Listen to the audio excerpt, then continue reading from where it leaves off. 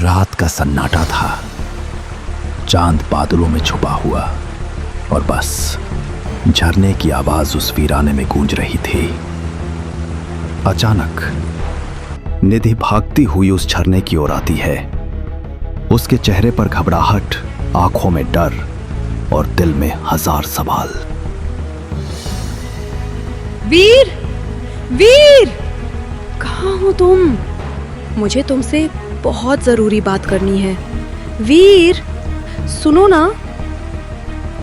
झरने के ऊपर चट्टान पर वीर बैठा था, शांत, जैसे किसी सोच में डूबा हो। वो नीचे झरने के पास खड़ी निधि को देखता है। निधि, क्या हुआ? इस वक्त यहाँ क्यों आई हो? थोड़ी देर बाद वीर नीचे उतरकर निधि के पास आता है। निधि की आंखों में डर साफ झलक रहा था। वीर, अभी थोड़ी देर पहले मेरे पास निशा आई थी। वो कह रही थी, दोपहर में जब हम दोनों बात कर रहे थे तो उसने हमें देखा था। पर वीर, वो कह रही थी कि वहाँ तुम नहीं थे। मैं अकेली अपने आप से बात कर रही थी। मुझे कुछ समझ नहीं आ रहा। और जब मैं शहर में थी, मुझे अजीब से सपने आते थे। हर बार एक लड़का मुझे पुकारता था, मुझे बुलाता था, और फिर उसकी हत्या हो जाती थी। वो चेहरा हर बार वही होता था वीर। इसीलिए मैं गांव चली आई। पर अब निशा कह रही है कि मैं किसी से नहीं मिल रही हूँ। वीर, अगर तुम मुझसे कुछ छिपा रहे हो तो प्लीज मुझे बता दो। निधि की आवाज कांप रही थी।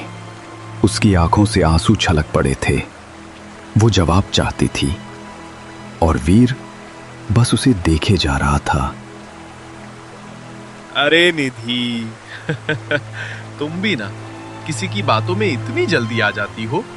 निशा मजाक कर रही होगी। ऐसे सपनों को दिल पे मत लो। रात बहुत हो गई है। इतनी देर को यहाँ क्यों आई? चलो, मैं तुम्हें घर तक छोड़ देता हूँ। और हाँ, ज्यादा कुछ मत सोचो। वीर, मुझे तुमसे एक और बात करनी है। अब 1 महीना हो गया, हम दोनों मिलते तो हैं, पर हमेशा यहीं इस झरने के पास। तुम रहते कहाँ हो? तुम्हारा घर आखिर है कहाँ? आज मैं तुम्हारा घर देखना चाहती हूँ वीर। आज तुम मुझे वहाँ ले चलो। वीर कुछ पल चुप रहा। उसके चेहरे पर एक अजीब सी बेचैनी झलकने लगी। वो मुस्कुराने की कोशिश करता है, पर उसकी आंखें कुछ और कह रही थीं। निधि,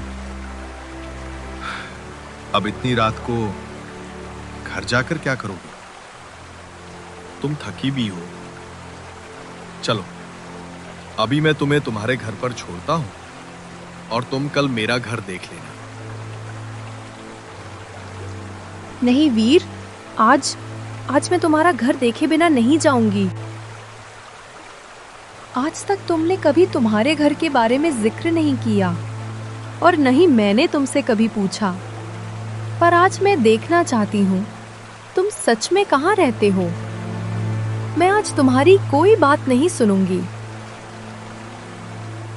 वीर ने गहरी सांस ली, आंखें बंद की और फिर हल्की मुस्कान के साथ बोला, ठीक है निधि, अगर तुम इतना चाहती हो तो चलो, मैं तुम्हें अपना घर दिखा देता हूं।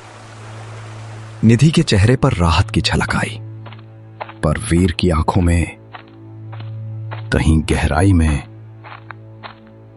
एक अजीब सा डर था। झरने की आवाज अब और भी भारी लग रही थी। हवा में एक अज्ञात सिहरन थी और दोनों धीरे धीरे झरने के उस रास्ते से आगे बढ़ने लगे, एक ऐसे रास्ते की ओर जहां सच और रहस्य दोनों उनका इंतजार कर रहे थे।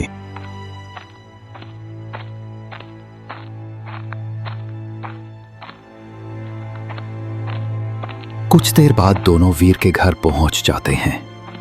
निधि की आंखों में हैरानी थी। वो घर जैसे किसी पुराने राज की तरह खामोश खड़ा था, पर देखने में बेहद सुंदर। हवा में मिट्टी की खुशबू और भीतर से हल्की मोमबत्ती की रोशनी झिलमिला रही थी। वाह वीर, तुम्हारा घर तो बहुत सुंदर है। कितनी शांति है यहाँ। ऐसा लगता है जैसे समय यहाँ रुक गया हो। तुम्हें पसंद आया? यही बहुत है निधि। ये जगह मेरी दुनिया है। बस यही सुकून मिलता है।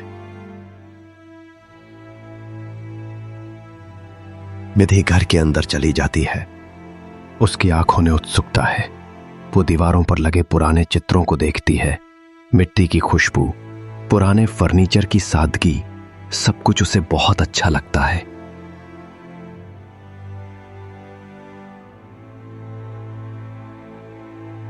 पर उसी वक्त दांव के दूसरी ओर निधि का भाई अचानक उठ बैठता है। रात के 2 बज चुके थे। वो देखता है निधि के कमरे में सन्नाटा है और बिस्तर खाली। निधि, निधि, कहां हो तुम? वो आवाज देता है, पर कोई जवाब नहीं। 1 बार, 2 बार, फिर 3 बार। कमरे में बस सन्नाटा गूंजता है।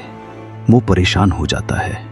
मोबाइल उठाता है और निशा को कॉल करता है।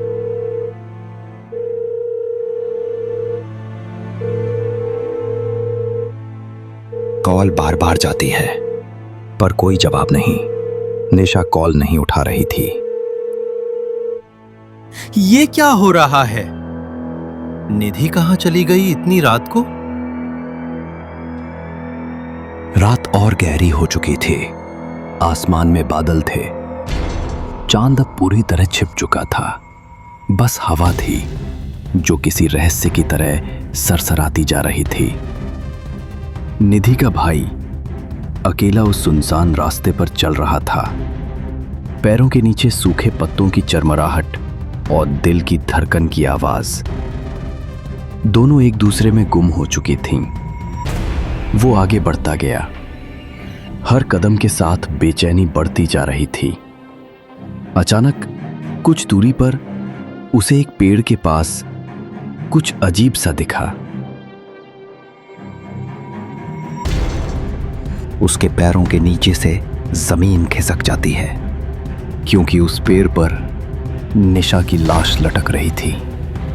उसकी आंखें खुली थीं, चेहरे पर खामोश दर्द जमे हुए था और बाल हवा में झूल रहे थे।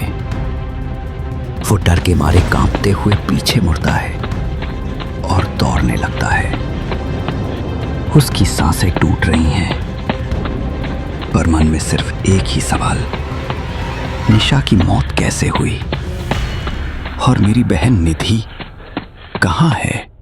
रात अब सिर्फ अंधेरी नहीं थी, वो अब डरावनी बन चुकी थी, क्योंकि उस पेड़ पर लटकी निशा की लाश किसी भयानक कहानी की शुरुआत थी।